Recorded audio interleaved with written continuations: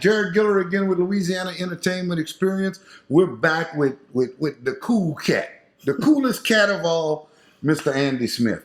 Andy, we were talking about some of your original music and some of your recordings and some of the things you did. You was about to start telling me a story about recording with somebody, so tell it where we all can hear it. Recording with Hunter. Oh, really? Back in the day, yeah. Hunter walked in. He was about 13, and we were doing this song for James Lee Burke, the writer. He's got the Dave Robichaux series. And Hunter walks in at 13, and he goes, "Mr. Andy, I'm going to put you on the map tonight." Oh, really? and you know, it was just really, he wasn't being cocky. It was just a matter of fact, "Mr. Andy, I'm going to help you out tonight." Mm-hmm. And he did a great job. He didn't put me on the map yet, but you're going to get that. We're going to get that. Maybe one day. But we did that recording. We wrote the ballad of Dave Robichaux. We recorded it, and we're sitting on it. And supposedly we have first shot at having the soundtrack song for his next movie, and he's done 2 already. So really waiting on the next one, and he promised me the soundtrack. So. Okay, well, cool. That might be the start to putting you on the map. It could be. It could be. And there's a question that's real serious and real direct that I ask anybody I interview from Louisiana, and it's heartfelt. It's real. It's what I'm about, man. And I'm gonna have to ask you. Sure. What's your favorite dish, man? You from Louisiana? What you like to eat? Oh God. Man, I like. Lately, I really like a good filet, cooked the right way. Fancy. Yeah, but I like I'm simple, but I like a good filet, small one, a petite filet, cooked right.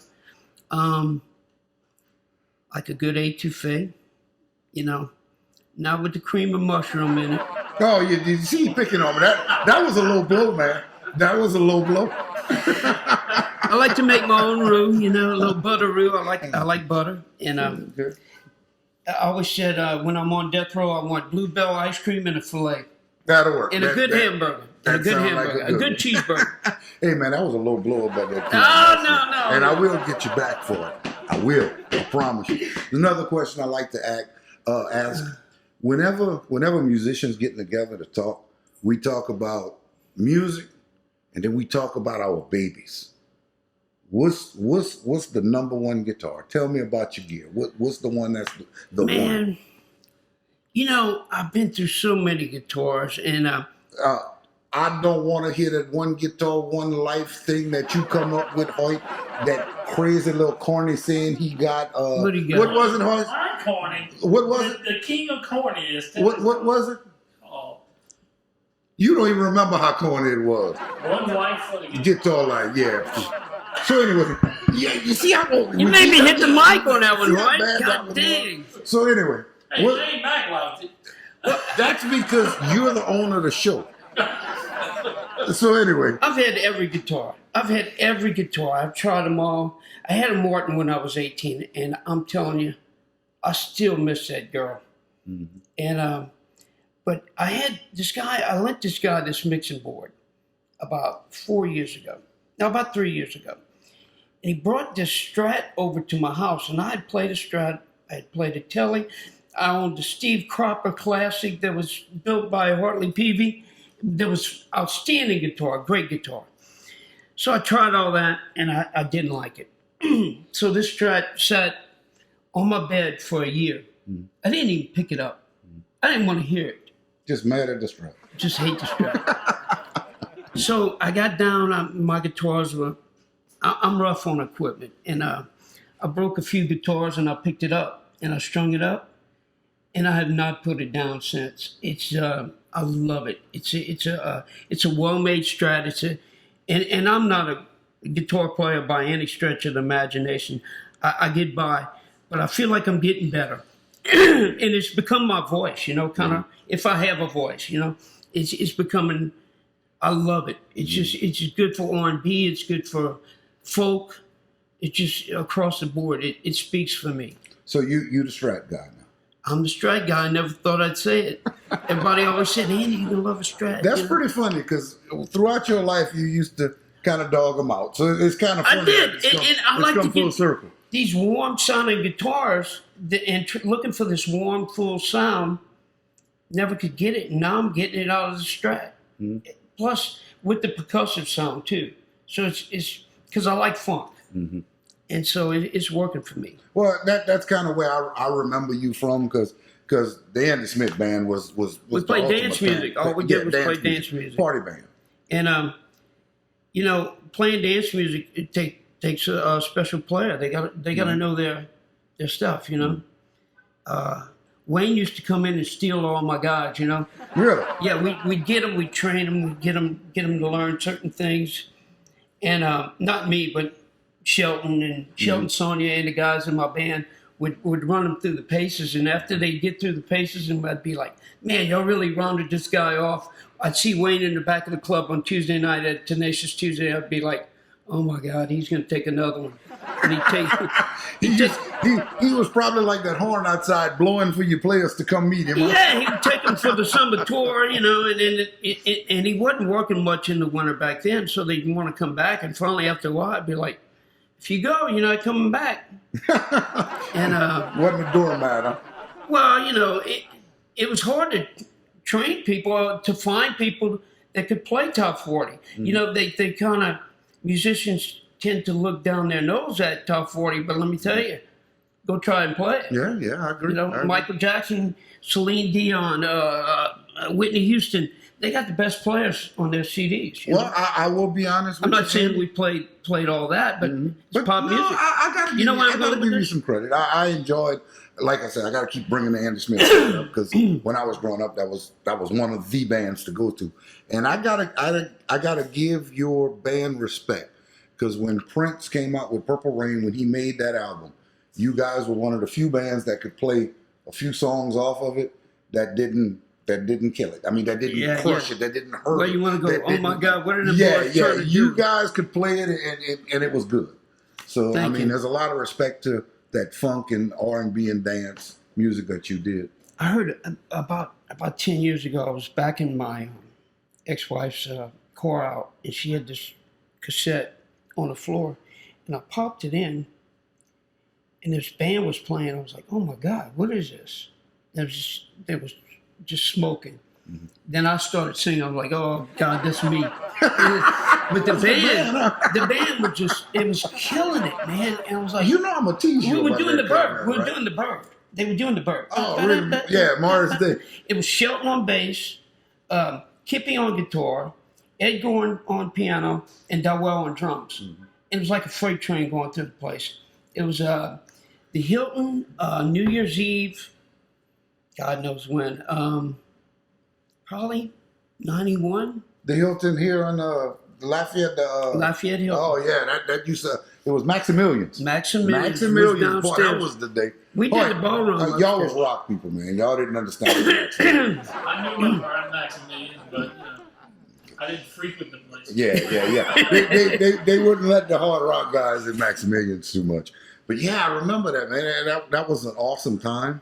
Yeah, And it's pretty cool. It really was. All that dance music and trying to reproduce it and keep people dancing, and it was great. You know, I mean, every Tuesday night we'd have 400 or 500 people walk through the place. I mean, and it was a Tuesday night of work where you're making a great check.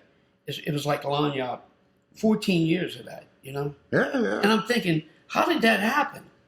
How did that happen? It's so I mean, awesome that you were able to basically support yourself as an adult. doing what Crazy, you man. love. I mean, that's cool. And put one of my wives, helped to put her through school, you know, college, and raised a family. I got to spend more time with my kids, I think, than my neighbors when my kids were growing up, because I was able to. 6 hours a week. I could dictate my schedule a little bit, you know, a little bit. You got to take them as they come. But we had been together so long, by the time my kids came along, I was able to kind of dictate my schedule and go to those Saturday morning baseball games. Oh, my God. Well, I know you spent a lot of time as the big band, and now you've moved down to this little acoustic, Yeah. you know, single solo act that's awesome. and you're doing a lot of area places, a few of the casinos and stuff, and it's so entertaining. And I want to encourage anybody, if y'all hear Andy somewhere, please check it out. It's worth it. But I want you to make me a promise. Yes. And I'm going to make me a promise, and I'm going to encourage everybody out there to do the same thing. I have never, as many times I've sat at the bar and had a drink while you were in the corner playing, because Andy does play at one of my favorite hangouts where I'm a regular. Favorite haunt. They got to pay for that advertising. There you go. Yeah, anyway, there you go.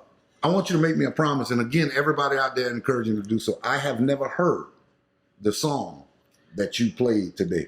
It is time you start playing some of your originals as the acoustic act. You got to do it. And Ed Gore wrote half of that song too. I must say, and he wrote the TV3 jingle, "Good Morning, Acadiana." Yeah. But I digress. I guess about 4 years ago, when I went through a second divorce, and it was a bad time for me. It was really bad, and I was sitting around. Nobody wanted to be around me. I didn't want to be around anybody, and so I'm sitting here in this room, and I got this guitar, and I'm like, you know what? I'm gonna learn how to play this thing, and it started with a resentment, and it just kind of grew from there. I started with the harder song. I'm gonna learn how to play Georgia If It Kills Me, and I had all these That's great. pretty aggressive. Yeah, I had all these great piano players playing with me through the years, give me these arrangements, and all this stuff. And I still don't know how to play it well enough, but it started with that, and I'm really enjoying playing by myself, and it's a challenge, and it's most nights I go home aggravated with myself, but there's a lot of nights where I go home feeling really good about it, so. It's come full circle. Yep, I think it did, dude. And like I said, it makes me feel good to have you sitting there because of the friendship we've had before. Yeah. And I want to thank you. And I know that Tony's gonna watch this episode and compare notes between Andy and Tony Goulart. Tony who? Tony who? Tony G. Oh wait, I gotta say it the right way. Tony Goulart. But buddy, I thank you so much for spending this time with us. Thank you. I enjoy it. And it's good to you reflect. are welcome back anytime, my brother. You didn't mean Ricky Goulart, huh? Fred. I think we need to do, Tony and I were talking about this. I think we need to start these interviews at 2 a.m. Yeah, that way you and your we element. relax, we're ready to go. Yeah. Well, thank you so much. Thank y'all so much. Thanks for having me. And thank y'all for paying attention. Sorry This about the Louisiana- raccoon. Did you catch it? I'm going to catch it. I'm going to send y'all a picture. You know we're not going to believe you till we see I it. know this. I know. Once again, thank you, Andy. And thank y'all for paying attention and watching Louisiana Entertainment Experience. I'm Jared Guillory. Until we see you again.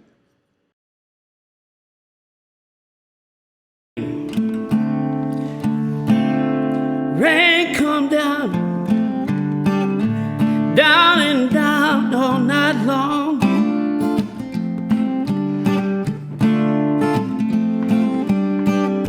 Sit and wait patiently for you to arrive.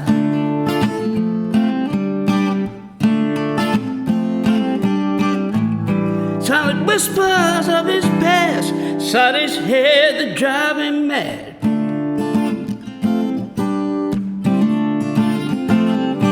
Water's rising high, I don't see no sign of you. Cajun rain coming down all night long.